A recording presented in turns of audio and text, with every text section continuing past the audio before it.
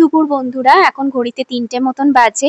আর সকালবেলা আজকে উঠতে সত্যি খুব লেট হয়ে গেছে, কারণ শরীরটা না খুব ম্যাচ ম্যাচ করছিল বলে উঠতে ইচ্ছা করছিল না। মেয়েকে আগেই স্নান টান করিয়ে খাইয়ে রেডি করে বরের সাথে পাঠিয়ে দিয়েছি। আর মা ওদিক থেকে ফোন করে বললো দশমীর পুজোও শেষ হয়ে গেছে, এখন লাঞ্চ করার জন্য নিচে যাচ্ছি। ওই প্যান্ডেলেই আজকে রাত্রিরে এবং সকালে দুপুরবেলা আর কি খাওয়া দাওয়া হবে সবাই একসাথে।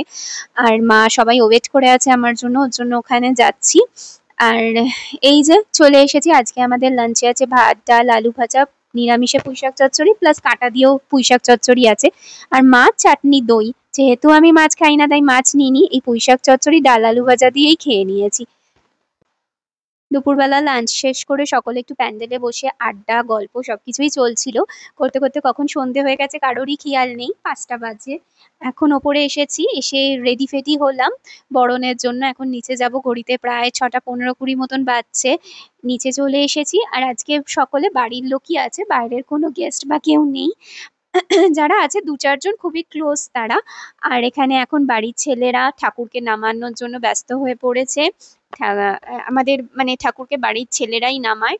আর এখানে এখন বরণের জন্য বরণডালা সাজানো চলছে, সবকিছু ঠিকঠাক করা চলছে। আর সবাই মোটামুটি রেডি, সবাই চলেই এসেছে, এবার বরণ শুরু হয়ে যাবে। বরণডালা গোছানো আমাদের শেষ। আর এখানে বরণও শুরু হয়ে গেছে। এবার মাকে বিদায় দেওয়ার পালা, মাকে তার শ্বশুরবাড়ি ফিরিয়ে দেওয়ার পালা। প্রত্যেকটা মেয়েকে যেমন মায়েরা শ্বশুরবাড়ি যাওয়ার আগে বরণ করে পাঠায়, সেরকমই তাই চলছে এখানে। সেই রীতি ঠাকুর থেকে শুরু করে সাধারণ মানুষ সকলের ক্ষেত্রে একই নিয়ম প্রযোজ্য। আমাদের বরণ শেষ হয়ে গেছে। এখানে মা যেহেতু মানে আমার শাশুড়ি মা যেহেতু বাড়ির বড় বউ, তাই মাই প্রথম বরণটা করলো, তারপরে আমরা সবাই এক এক করে বরণ করলাম। আর এখানে এখন এবার চলছে সিঁদুর খেলা। ছোটবেলা থেকে জানো তো, আমি যেহেতু বনেদি বাড়িতে বড় হয়েছি, আর আমার বাড়িতে যেহেতু দুর্গাপুজো হতো, মায়েদেরকে যখন বরণ করতে দেখতাম জানো তো, মনে একটা কোথাও সুপ্ত বাসনা থাকতো যে আমিও একদিন কোনো বাড়ির বউ হব, আমারও শ্বশুর বাড়িতে পুজো থাকবে, আর এরকম আমিও বরণ করব, সিঁদুর খেলবো। যাক, দুর্গাপুজো না হোক, অন্তত শ্বশুর বাড়িতে জগদ্ধাত্রী পুজো তো হয়, সেই আশাটা মা অন্যভাবে পূরণ করে দিয়েছে। এখন সবাই মিলে সিঁদুর খেলে এবার আমরা বিসর্জনের জন্য যাব। এখানে ঠাকুরকে গাড়িতে তোলা হচ্ছে।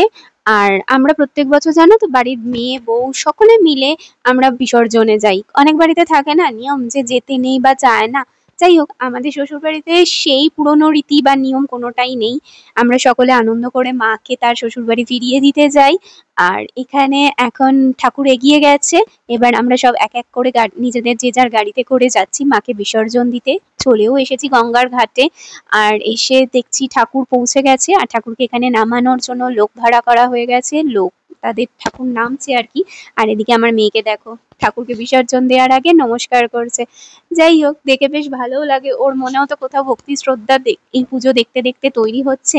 ও যেন এরকমই তৈরি হয়। আর ভগবানের কাছে প্রার্থনা করি যেন ওকে ভালো রাখে, সুস্থ রাখে, কারণ ও ভালো থাকলে আমরা সকলে ভালো থাকবো। ঠাকুরকে এখানে গাড়ি থেকে নামিয়ে দড়ি দিয়ে বেঁধে এদিকে আনা হচ্ছে। আর এখানে এখন দাঁড় করিয়ে ঠাকুরকে 7 পাক ঘোরানো চলবে। এরপর আস্তে আস্তে সিঁড়ি দিয়ে ঠাকুরকে নামানো হচ্ছে। ওই ঘাটটার সামনে গিয়ে সকলে এখন অপেক্ষা করছে। আসলে একটু আগে একজনদের বাড়ির ঠাকুর এনেছিল, তারা একটু আগে বিসর্জন দিয়ে গেছে, তো ওই ঠাকুরটা একটুখানি এগিয়ে গেলে তারপরে আমাদের ঠাকুরটাকে বিসর্জন দেবে। না ওয়েট করলে তো মানে এই ঠাকুরটাকেও তো বিসর্জন দেওয়া যাবে না, তাই সকলে ওখানে এখন দাঁড়িয়ে আছে। চলো, আমাদের ঠাকুরেরও বিসর্জন হয়ে গেছে। কম বেশি সকলেরই আমাদের মন খারাপ, আবার 1 বছরের প্রতীক্ষা। কিছু করার নেই, সময়ের সাথে সাথে আমাদের সকলকে সব কিছুই মানিয়ে নিতে হবে। আর চলো, এদিকে বাড়িতে চলে এসেছি। এসে ফ্রেশ ট্রেশ হয়ে এখন একটুখানি নিচে যাব, গল্প আড্ডা হবে, রাত্রিরের ডিনারও হবে। আর আজকের মতন ব্লগটা এখানেই এন্ড করছি। ভালো লেগে থাকলে please like, comment, share and subscribe করতে ভুলো না। টাটা।